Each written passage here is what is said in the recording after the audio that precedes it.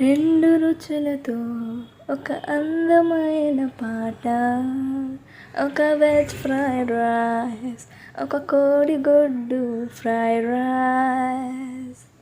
ముందుగా సోయా చంక్స్ని వేడి నీళ్ళలో ఉడికించి గోధుమ పిండి ఉప్పు కారంతో కోట్ చేసి బ్యాచెస్ కింద డీప్ ఫ్రై చేసుకోవాలి.